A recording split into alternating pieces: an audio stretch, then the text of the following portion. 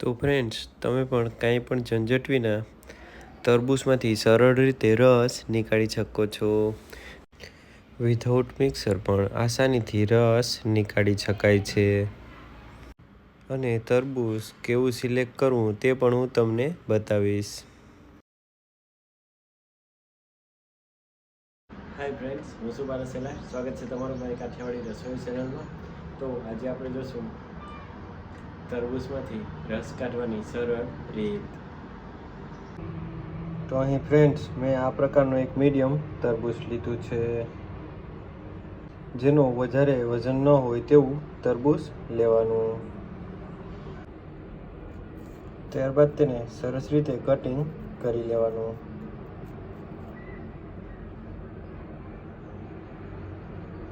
મેં આ પ્રમાણે કટિંગ કરેલું જ છે.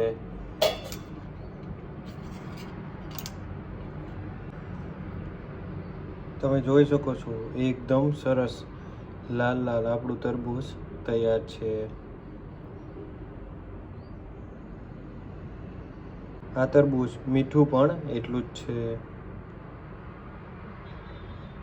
તેમાં બીનો ભાગ પણ ખૂબ જ ઓછો છે.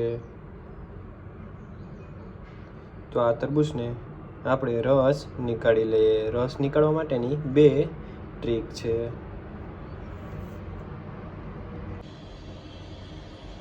ત્યારબાદ અહીં મેં છારણી લીધી છે. તે છારણીમાં આપણે જે તરબૂચનો કટકો કરેલો હતો તેને આપણે હળવા હાથે આ પ્રમાણે ઘસતા જશું અને સરસ આપણે રસ તૈયાર કરી લેશું.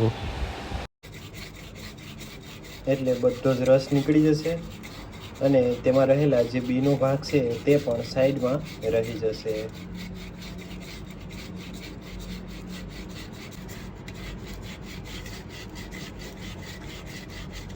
જો તરબૂચનું જે વધેલું છીણ છે તે છૂટી જાય તો તેને ફરી પાછું ક્લીન કરી દેવાનું. તો તેમાં આ પ્રકારે બિયાનો ભાગ ઉપર રહી જશે અને રસ નીકળી જશે.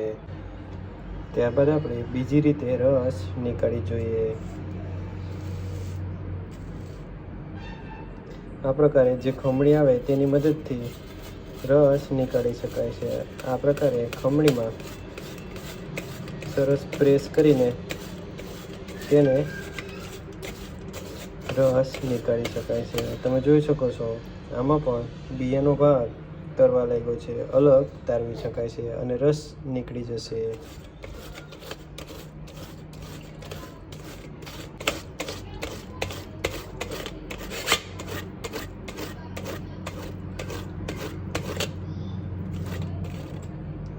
જો સરસ રીતે રસ નીકાળી શકાય છે. આ એટલો ભાગ તમે રાખી દો તો ચાલે.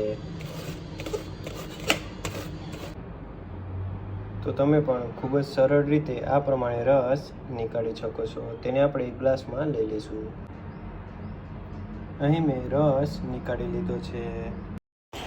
અહીં મેં ફુદીનો ઉપરથી એડ કરેલો છે. ફુદીનો એડ કરવાથી તેનો ટેસ્ટ ખૂબ જ સરસ આવે છે. તો તમે પણ ઘરે આ પ્રમાણે તરબૂચનો રસ નીકાળી શકો છો, કાંઈ પણ ઝંઝટ વિના અને ખૂબ જ સરળ રીતે. આવા જ વિડીયો જોવા માટે લાઇક, શેર એન્ડ સબસ્ક્રાઈબ કરવાનું ના ભૂલતા. Thank you.